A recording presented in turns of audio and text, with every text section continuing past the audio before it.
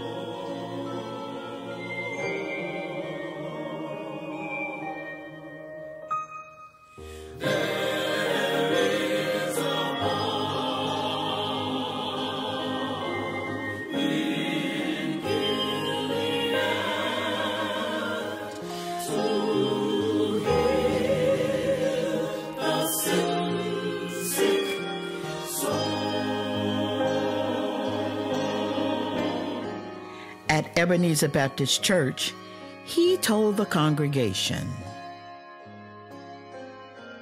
"Every now and then I think about my own death, and I think about my own funeral. Every now and then I ask myself, what is it that I would want said? I'd like somebody to mention that day that Martin Luther King Jr. tried to give his life serving others. I want you to say that day that I tried to be right on the war question. I want you to be able to say that day that I did try to feed the hungry. I want you to be able to say that day that I did try in my life to clothe those who were naked. I want you to say on that day that I did try in my life to visit those who were in prison. I want you to say that I tried to love and serve humanity. Yes, if you want to say that I was a drum major, say that I was a drum major for justice. Say that I was a drum major for peace. I was a drum major for righteousness. And all of the other shallow things will not matter. I won't have any money to leave behind, I won't have the fine and luxurious things of life to leave behind. But I just want to leave a committed life behind. Mine eyes have seen the glory of the coming of the Lord. He is trampling out the vintage where the grapes of wrath are stored. He hath loosed the faithful lightning of his terrible swift sword. His truth is marching on.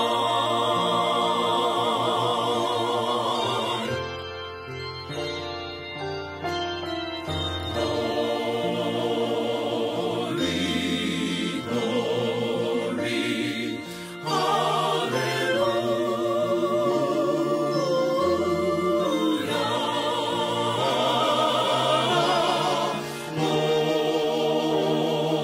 Glory,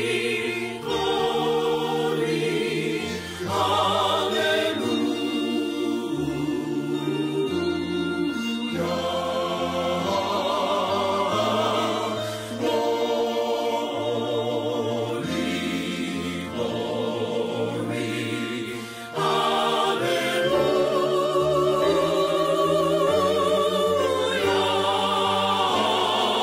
His truth is marching on.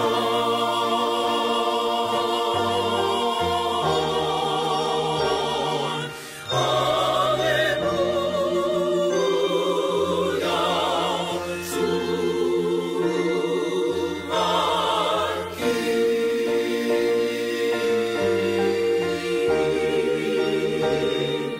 Hallelujah to our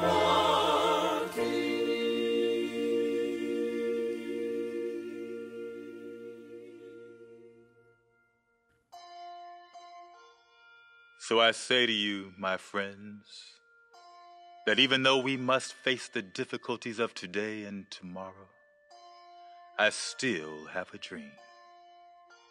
It is a dream deeply rooted in the American dream that one day this nation will rise up and live out the true meaning of its creed.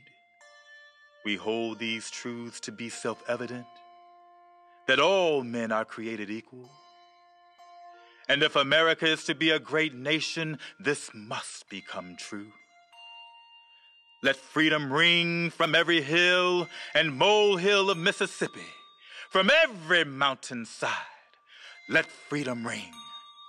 And when we allow freedom to ring, we will be able to speed up that day when all of God's children, black men and white men, Jews and Gentiles, Protestants and Catholics, will be able to join hands and sing in the words of the old Negro spiritual, free at last, thank God Almighty, we are free at last.